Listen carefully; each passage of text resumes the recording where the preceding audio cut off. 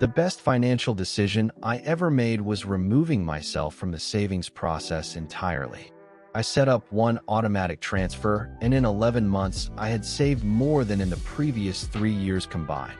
Here is exactly how to do it. Saving what is left over at the end of the month never works. There is always something else for leftover money to go toward. Automation removes the decision, and decisions are where savings go to die. Move savings to a separate account on the same day as every paycheck. Even $25 done automatically beats $200 you intended to save. Out of sight and out of your checking account means out of temptation. Log into your bank online right now. Create a recurring transfer to a savings account for every payday. Name the account, emergency fund, vacation, house. Give it a purpose.